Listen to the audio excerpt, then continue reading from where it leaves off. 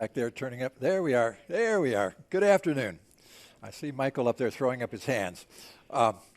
As I mentioned last time, about the 10 minutes before my lectures, every time, I will be showing these videos. They're all from Peru, from the area around Cusco. In fact, today's video and all the rest are from the town of Ollantaytambo. They have an annual festival for their patron saint, and the videos that I'll be showing from now on were taken in June of 2017, and they're a town that I've been to many, many times. I have two goddaughters there, and it's one I go back to all the time. Today's lecture is called Oaxaca, Zapotecs, and Acapulco. But before I start today's lecture, I want to mention one thing. When I started last time, I gave you a little bit of background about myself, but the one thing that I forgot to mention is that it's always tough for me to go on these cruises. I do 5 or 6 a year, but it's tough. I have a 4-year-old at home. And, kind of looking around the room, I don't think very many of you have 4-year-olds at home, but you may remember back to when you had 4-year-old, or maybe have grandkids. They grow up so fast. And just going away for 2 or 3 weeks at a time, they really grow up fast. When I mentioned this a couple times, people have said, you ought to bring pictures. You ought to have baby pictures. So I did put a baby picture in. There he is. He was about 6 weeks old there. He's grown up. There he is more recently. He's getting big. My wife and I have a ranch near Sanger, California. But we're going to go to south central Mexico, the area around the state of Oaxaca today. And I'm going to start out with some geography and just kind of give you a little bit of a feeling for the area. And then I'm going to talk about some archaeology, and then we'll talk about Acapulco itself. Acapulco is right there. It's in an area known as the Sierra Madre del Sur. There are 4 major sets of mountains in Mexico: the Sierra Madre Oriental, Eastern, and Sierra Madre Occidental, Western, on the eastern west sides of the country. The Sierra Madre del Sur is the southern range that connects those two, and then there is what's called the Chiapas Highlands along the Guatemalan border. There you can see the labels, and Oaxaca is about right there. I mentioned last time I'm not a geologist, but I will show this map only to point out that running east-west through Mexico north of the Sierra Madre del Sur is what's sometimes referred to as the Mexican volcanic axis. There's a whole series of volcanoes starting with Orizaba in the east and ending with Colima in the west. There are several near Mexico City. Some of you may have spent time in Mexico City and know Popocatépetl, just to the east of Mexico City. But also in the area here, the Sierra Madre del Sur, it's a very rough and rugged area. It's an older area. The mountains are very old, Precambrian. There are lots of faults and lots of earthquakes in this area. Again, here, it's the same. It's a closer view on Oaxaca, and it's a rough and rugged country area. The next few photos are just to give you a sense. This is along the coast, but if we go inland, it's an area with lots of mountains. It's not an area easy to cross. There are not a whole lot of roads that run through this region. It's probably the most indigenous part of Mexico, and also one of the poorest parts of Mexico. There are several states that make up this region: the state of Oaxaca, the state of Guerrero, which Acapulco is in, Morelos just to the north, a little bit of Puebla state, a little to the north of that, Cuernavaca, a little bit of Cuernavaca is in this area as well. But it's a rough and rugged country. Back in the late 80s and throughout much of the 90s, I did a research project with a friend down at San Diego State University. We were studying a type of storage structure that goes back to pre-Hispanic times, and we visited virtually all the little towns in this area. We were using rental cars, and the rental car companies did not know where we went with their cars. We actually kind of destroyed a couple of cars a couple times, holes in gas tanks and mufflers and things like that. But it's a very traditional, again, fairly poor part of Mexico.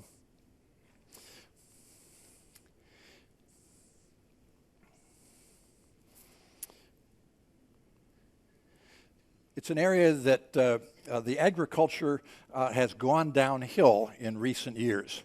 The main crop in this area has always been corn, and unfortunately with NAFTA, the North American Free Trade Agreement between Canada, United States, and Mexico, in Mexico it was cheaper to get corn or tortillas made of corn from Iowa and Nebraska corn than it is to get corn from the Oaxaca area. So many of the poor farmers have really suffered because of that agreement. We talk in the United States, there's political problems and concerns about NAFTA, and it's now been revoked. But this area has suffered because of it.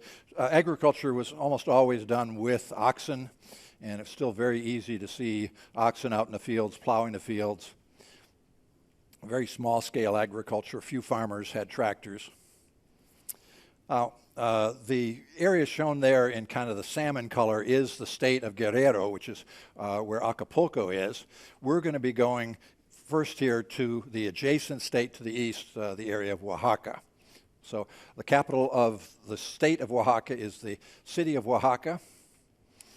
And there's a little bit closer view, and the city is right there with the blue arrow. The next few photos are just of the city of Oaxaca. If you've ever been to Mexico and you want to visit traditional areas, Oaxaca City is one of the places you always go. There's a lot of handicrafts. It's still a very much indigenous area. That's the cathedral downtown. And here's just a few shots along some of the downtown streets.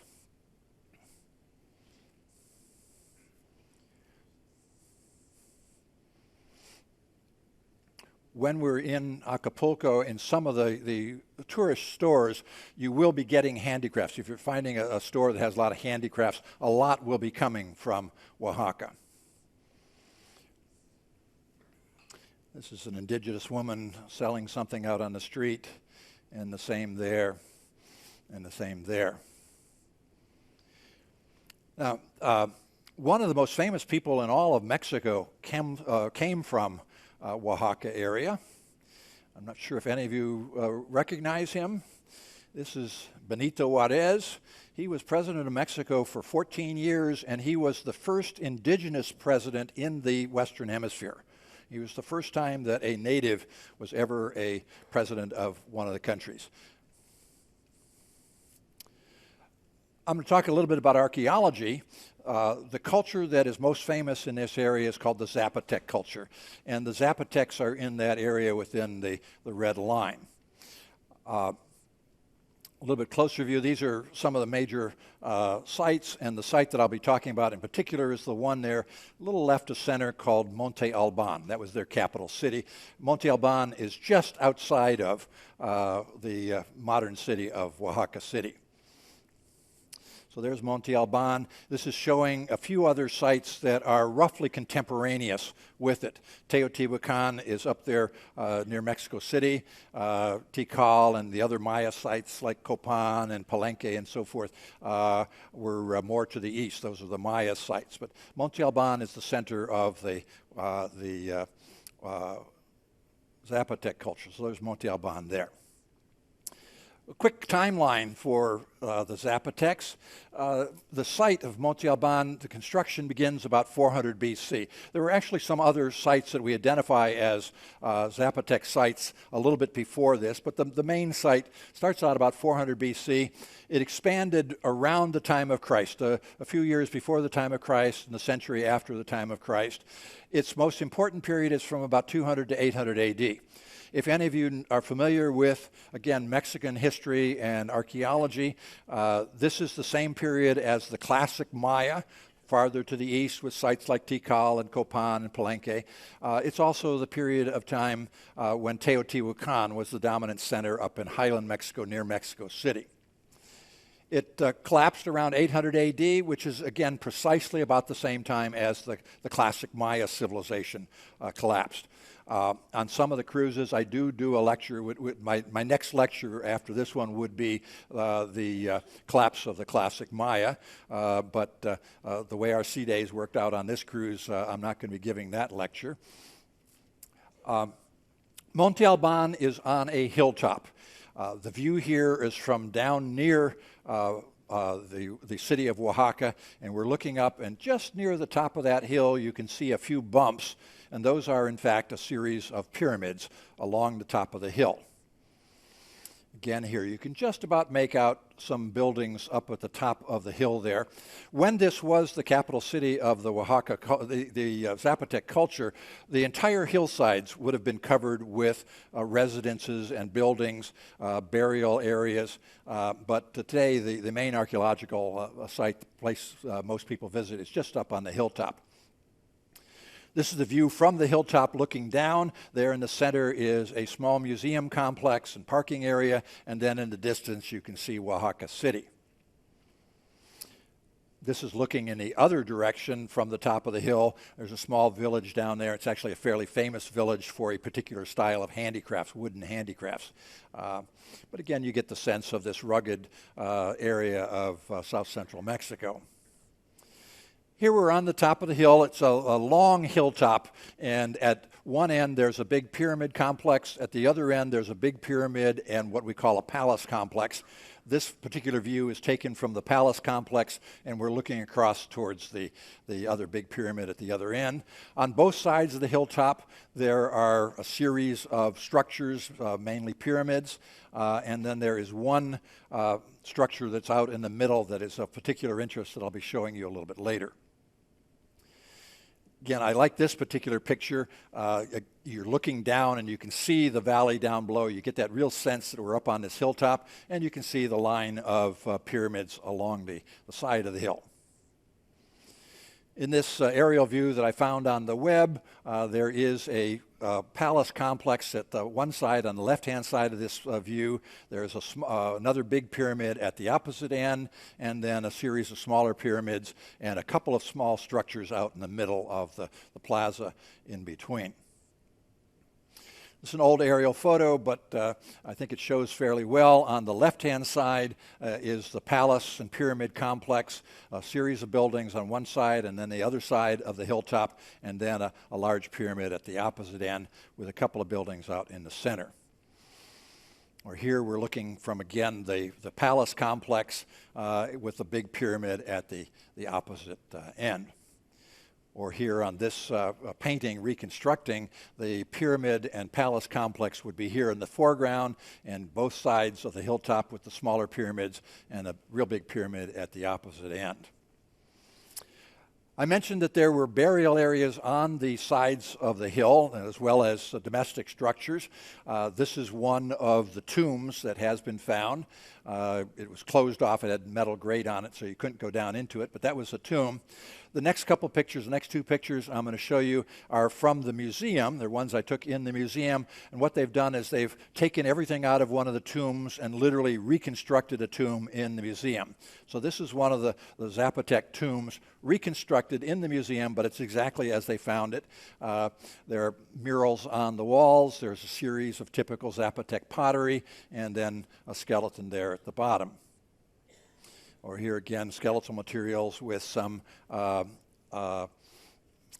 pots and various things that they found in the tomb. The next few pictures are ones, again, that I took in the museum. Some of them are real good because in some cases I was shooting through glass. This is a human skull that has been turned into a drinking cup. It had a mosaic, a stone mosaic, glued onto the outside of the skull. This is fairly typical common domestic ware, just a cooking pot, not very fancy at all. This is one of the most amazing pieces that has been found in the Zapotec area right around Monte Alban. It's only about 3 inches high, and that is a crystal vase. Somehow they have carved and turned that crystal vase. Absolutely amazing work. Again, this is at least 1,500 years old. That's a fancier Zapotec pot. It's a high-status person. We know that because they're wearing a headdress. They have an arret, which would be an ornament hanging off their nose. He also has a labret, something there hanging off of his lips, and he has a very fancy collar. This one doesn't look very fancy. It's, again, typical Zapotec. He's wearing a crown, but he has no decoration on his body. What was probably, this is like a doll that was dressed, so it would have had textiles on the body, but the textiles have rotted away and disappeared. But it's, again, a typical high-status Zapotec. The next couple pictures, again, I took through glass, so they're not the sharpest things. But this is a collar, a necklace with gold beads. This one is, again, a necklace with gold beads, but also beads made out of shell. The typical shell here is a shell called spondylus, which is a warm water shell found off the coast of Mexico, particularly here on the Pacific side. And just a beautiful necklace. Or again, here, this one was a shell. And this one, a series of gold beads. The beads there are representing turtles, and those are hollow. They actually are rattles. At virtually all high-status Mesoamerican sites, that is to say, the area of high culture in Mexico and Central America, the area where the Mayas were, where the Aztecs were, where the Zapotecs were, one of the typical characteristics of any center, any urban place that had any kind of status that was of any importance was they had ball courts. We don't know exactly how they played the game. It was probably with a rubber ball. It was apparently played as a recreation sort of thing. Little kids would play it. It was played as a sport. It was played perhaps as a substitute for warfare, that two places were fighting. They might play the ball game, and the winner won the war. We also know that in some cases, human sacrifice was involved. And one of the big questions, particularly at the site of Chichen Itza in the Yucatan, the Maya site, one of the big questions is who got sacrificed? Were you playing for the right to be sacrificed, so the winners got sacrificed, or was it the losers? That's a fairly small ball court. The biggest one at Chichen Itza, the biggest one that I know of, is larger than a U.S. football field. And they were found, again, all over Mesoamerica. The farthest north they go is into Arizona. At a couple of sites near Flagstaff, Arizona, there are ball courts, and some in the Phoenix area. So it was pan-Mesoamerica. This particular one is L-shaped. The photo here I took in 1976. Those are my students and a friend of mine from Fresno State. We were leading a tour to Mexico. I mentioned this last time. We crossed the border with a couple trucks from the university. The university thought we were going to Mexico, so, cross over to Tijuana or maybe Ensenada, and we got past Monte Alban here within about 50 miles of Guatemala. They were not happy the number of miles we put on those trucks that time. There are a couple buildings, two buildings out in the middle of the plaza, and this is one of the more interesting ones. This is always referred to as Structure J. You may have noticed that almost all the pyramids were square or rectangular. This one is unusual. It's multi-sided, and it's almost like shaped like an arrow. Some of the buildings here are hollow. That is to say, they have space inside. You can see a doorway there on this one. They're not big rooms inside. The people here at Monte Alban did not have the facility to build big open spaces inside, but this one has a series of passageways going inside of it. There again, you can see a doorway there. This is inside one of the passageways, looking down it, and at the end of one of the passageways there is a window. And to give you a sense of scale, there's my Swiss Army knife. So this is only about 4 inches wide by perhaps 8 inches high. It's a very tiny little window. There's the view from inside looking out that window. Obviously not seeing much. The sun is distorting everything. But you see the window from inside. If you stand way back in this passageway and look out that window, you're going to see only a very, very, very small portion of the sky. The farther back you stand, the less you see out that window. And scholars have studied this, and once a year, for about 2 days, a star cluster known as the Pleiades show up looking out that window from way back. In other words, this is an observatory. This is a way of keeping track of time. It's a calendar system that they were able to measure the calendar, keep count of things very easily by using this particular building and looking out. We know that the cultures of Mesoamerica, particularly the Maya, but also the Zapotecs, did have very good calendars. In fact, the calendar that was in use in Mesoamerica at the time of the arrival of the Spanish in the early 1500s was more accurate than the calendar that was in use in Europe at that point in time. There was a change in the European calendar after that by Pope Gregory, made a few adjustments to the calendar that we now use. We now use what's called the Gregorian calendar. The Julian calendar, going back to Roman times, Julius Caesar, was not as accurate as the calendar that the people here had. We also know that the Zapotecs had writing. Unfortunately, we cannot interpret the writing for the Zapotecs. The Mayas also had writing, and we can interpret probably more than half of the writing of the Mayas. The glyphs from the Mayas can now be interpreted. Over the last 50 years, people have worked that all out. We can know a little bit. For example, proper names are surrounded with a circle, or enclosed like that one right there. And we can see numbers. The bar represents the number 5. The dots are the number 1. So right there in the center is the number 7. Here's another example. It's a little bit eroded. On some of these things, these are stela, these are monuments. If they fell over face up over the 1,000 years or more, they would have eroded. And so this one is fairly badly eroded. If, on the other hand, it had fallen face down so that it wasn't being eroded by the weather, it would be in much better shape. And that's the same as with some of the Maya glyphs. You can see here the 3 bars would represent the number 15 and 3 dots representing then a total of 18. Here's another one. I mentioned that if there's a circle around something, it's a formal name, either the name of a place, a geographical name, perhaps the name of a town, or the name of a person. And so up here at the top, we have some sort of a formal name, and down here a formal name. And then up at the top here, we have 4 dots, and down at the bottom, we have 3 dots and a bar, so the number 8.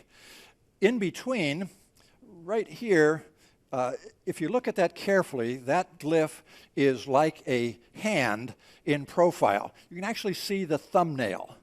Can you spot that? So this is a hand in profile. And we think that's a verb. Again, we can't interpret Zapotec glyphs, but we can guess that that's probably a verb. And if you can't think of a hand being a verb, I can give you all sorts of hand gestures of indicating to come here or stop, or I can do some other things with my hand to show you to do other things. But that's probably a verb. We don't know whether this other glyph here is an adverb modifying the verb or an adjective modifying the formal name down here. I like to interpret this as the New York Yankees score of 4, Cleveland Indians score of 8. I grew up in Cleveland. Okay, in yellow or gold there, that's Oaxaca. Again, Acapulco is the adjacent state of Guerrero. Before I start talking about Acapulco itself, I want to tell you a little story. This is a story that's really a tragic story. A cruise line lecturer died and went to heaven, happily. Got up to heaven, he found that he was in line to meet St. Peter. He was second in line.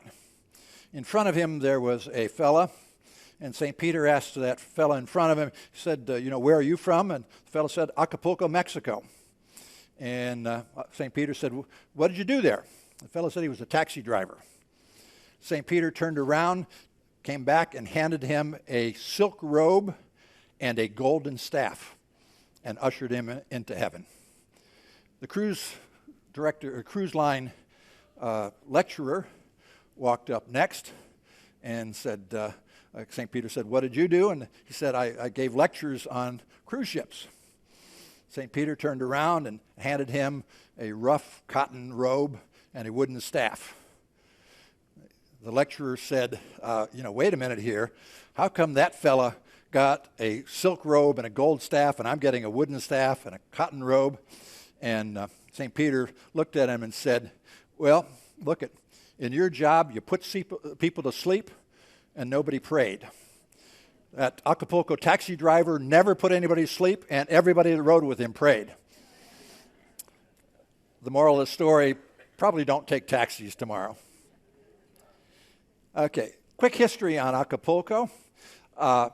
Remember, Cortez conquered Mexico, 1519. Within the first decade, the Spanish were exploring all this new territory and clearly had reached Acapulco in that first decade. There was apparently a road, an Aztec road, that went down to this area.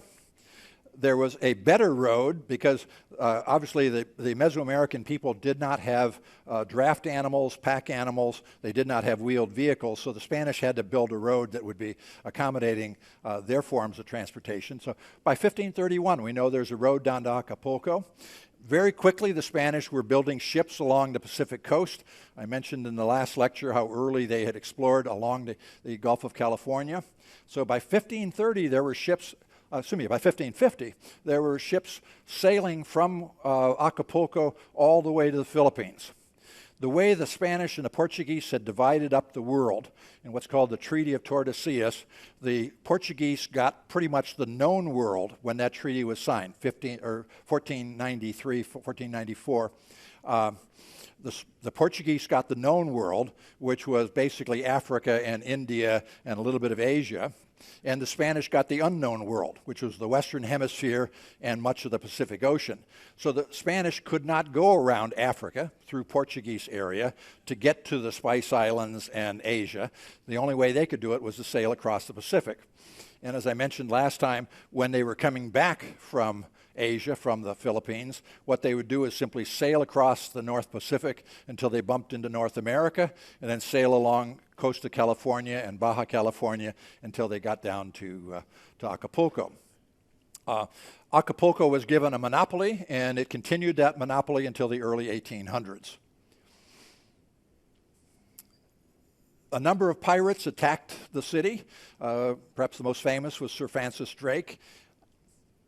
The Spanish built a fort that is literally going to be right above where we get off the cruise ships. After independence in Mexico, 1821, the Manila trade ended. The port became a very sleepy port for many, many years. It gained a little bit of importance during the California gold rush period. It was one of the ports that you could stop at and get resupplied in fresh water and food and so forth on the way to California from Panama. And then it began to become a tourist destination in the 1920s. It's the first of the Mexican tourist centers. It's the oldest of the tourist centers. Last time I mentioned a little bit about climate. The average high temperature is 92 degrees in October, and the average low is about 75. So just with that, we would anticipate a fairly warm day. The average rainfall is about 3 inches in the month of October. Somebody after the lecture 2 days ago, after I showed you climate for Cabo, said, well, I don't really want to know what the climate is going to be like. That's the average over a long term. I want to know what the weather is going to be like. So I went online this morning and looked and tried to figure out what the weather would be like. It says that tomorrow it's going to be either 83, 2 websites said 83, 1 website said 87. So it's going to be hot. Scattered clouds, 20% chance of rain, and as we're leaving in the late afternoon or early evening, 40% chance of thunderstorms. But anticipate a hot day, probably high humidity, and a chance of rain. City of Acapulco is located along the coast right there. This is a satellite, actually Google Earth image of southern Mexico. There's a little bit closer view. It is a very good bay harbor. It's protected on 3 sides by mountains. It probably is the most protected bay on all of the west coast of Mexico. The bay, Banderas Bay at Puerto Vallarta, is a bigger bay, but it doesn't have the mountains all the way around it like this one does. Here's a little bit closer view, and even closer view. We will be docking at a cruise terminal. We're not going to have to use tenders there, and the cruise terminal is right there. Here's a little bit closer view, and the cruise terminal is that building there along that long dock. In this view, the cruise terminal is there. And that's the cruise terminal building that we'll be going into. You have to come in actually on the left-hand side, and you walk through, and you come out on the right-hand side. If you're on a tour, the buses will be on the opposite side of the building. Up above, you might see a fort. That's the old Fort San Diego, the original fort that protected the city. When that fort was in operation, there was a cliff there, and the water was right below. So where the cruise terminal is, and there's a 6-lane highway right behind the cruise terminal, that's all on fill that has been put in the last 60 or 70 years. There's our cruise terminal, and where these people here down at the bottom are walking in, that's the entrance, and you get your bag inspected and so forth, and then you go out on the other side, and on the left-hand side you can see where the buses are. That's where you get your tour bus to go off on your shore excursion. In this view, again, there's the exit from the cruise terminal. The buses will be back around on the back side of these buildings. There's where the fort is. The fort is now a history museum, and a very nice museum. If you're not doing a shore excursion and you just want to do something for a little while, easy to do, head over to the fort and go through that history museum. It's got a very small charge, quite nice. The problem, of course, is that you've got that 6-lane road to get across to get to that fort. But there's a bridge.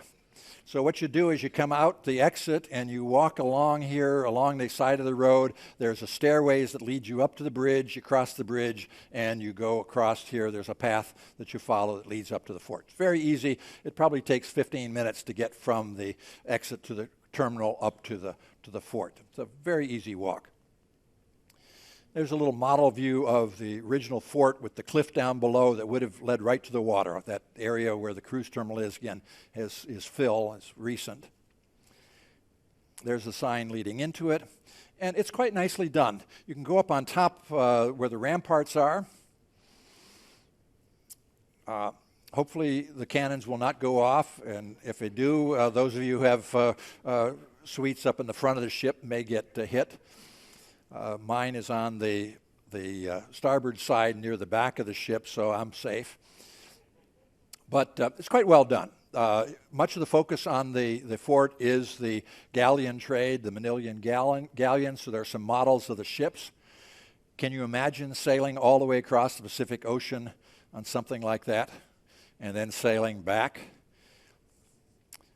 But there's a series of exhibits. Unfortunately, most of them are in Spanish, but you can get the sense of what it is. You can see some of the sorts of things that they used to bring back, the Chinese pottery, the porcelain pottery, spices and things of that type. If you're a little bit adventuresome, you might do some walking from there. In fact, I think there is one shore excursion that will do a walking tour from the fort, and you kind of walk about 3 blocks farther to the north, just kind of move to the left from the ship, and you'll walk through areas like this and ultimately lead to the main square in Acapulco. It's not a very fancy square like most of the Mexican cities have very nice plazas. This one is not very fancy, but there is a cathedral there. And out in front there's a little shopping area, mainly with religious things. Things related to the cathedral, but this is the main plaza. And there is a fancy statue almost in front of the church, off to the side a little bit. Anybody know who this is? Anybody know their Mexican cinematic history? This is Cantinflas, one of the most important actors in Mexico in the 40s and 50s and 60s. One of his most famous roles was as a shoeshine boy, and you can get your picture. It's set up so that you can actually put your foot on there and have your picture taken with Cantinflas shining your shoe. That's a view from near the plaza back towards the cruise terminal. It's not very far, and it's easy to walk there if you want to. Now, what many people will be doing, in fact, I think at least half of the shore excursions, and given the number of buses that are usually involved, I would guess that probably 80% of those who are doing a shore excursion will be heading here. It's a place called La Quebrada, which means simply a very steep walled valley, a little sharp little gulch sort of thing. And that's where the cliff divers are, literally on the side of that little opening there in the water. And again, the most common of the shore excursions are going to be heading over there.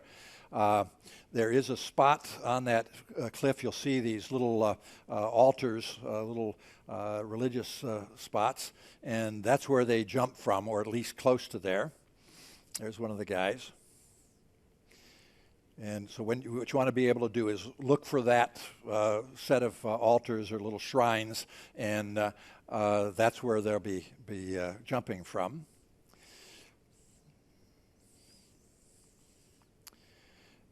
There's two different places you can go to see the cliff divers. You can walk down these stairs like these people are doing and get all the way down at the bottom there, and you're looking up at the cliff divers. Or the spot where I took this video, there are a series of terraces. There's enough space so that a couple hundred people can get on these terraces. And the view that you get is from here. You're looking at it from the side. Notice the guy climbing up the cliff. They have to get in the water down below and cross the little channel and then climb up the cliff to get up there.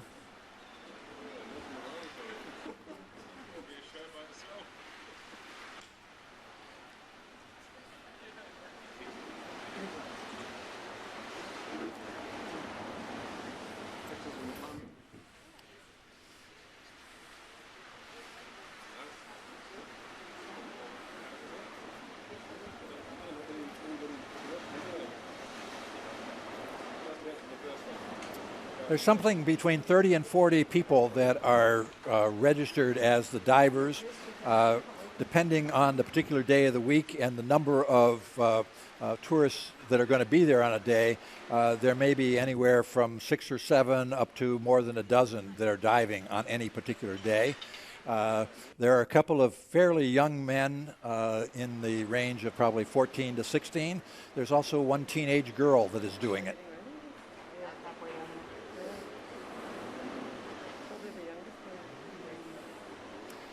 He has to watch the water, and he wants it when the maximum water is going to be in the channel.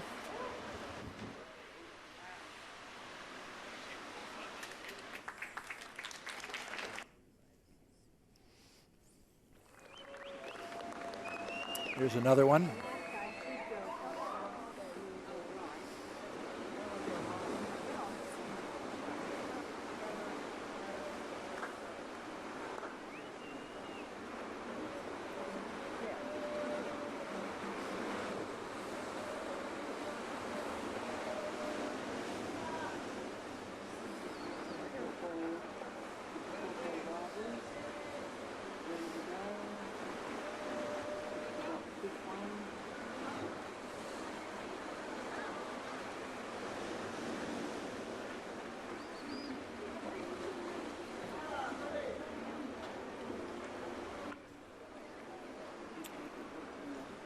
This is all telephoto, so it's sometimes hard to keep focus.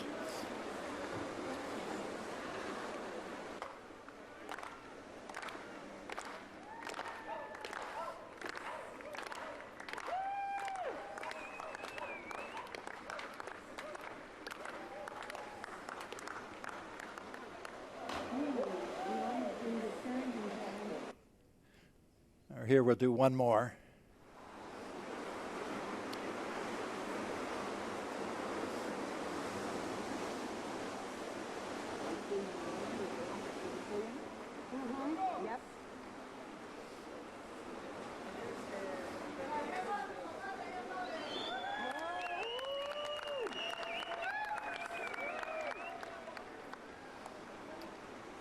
They do depend on tips, and so when they finish, they climb back up, and as you go out, they will be standing there and looking for tips.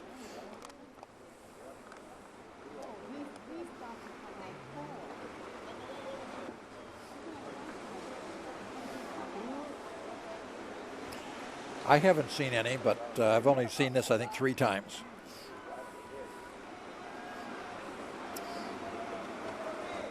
Here comes the third guy.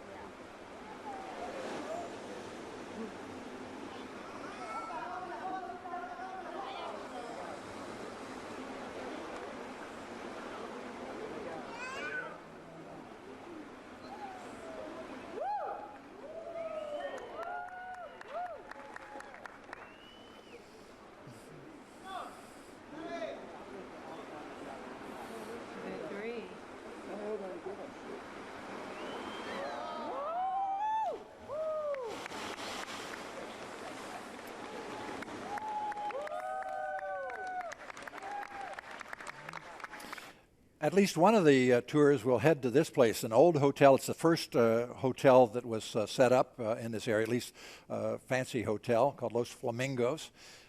And the fellow that did this one is a fellow you may have heard of by the name of Johnny Weissmuller. And a number of his friends used to stay here in the 40s and the 50s. You see the name of some of them there. Hollywood stars used to come down here. And there's Johnny Weissmuller and Jane and Cheetah the chimp.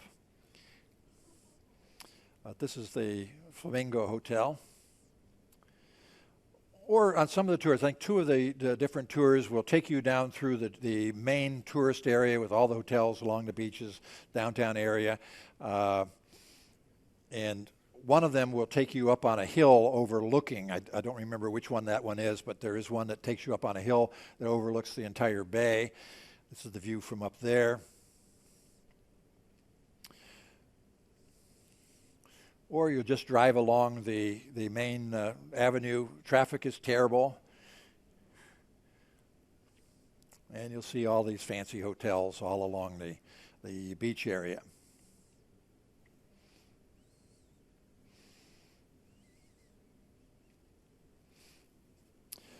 My next lecture is going to be on Sunday morning, so 2 days from now. Tomorrow we'll be in Acapulco. The day after that, I'll be talking about why are Nicaragua and Costa Rica so different. One is a first world country and one is going downhill. I think I'm 10 o'clock on Sunday morning. At least that was the initial schedule. Always check the bulletin because they do change. But the schedule I have says 10 o'clock on Sunday morning. If you have questions, I think we have time today in here. Come up and ask me. If you see me around the ship and you have questions, ask me. Otherwise, I'll see you 2 days from now.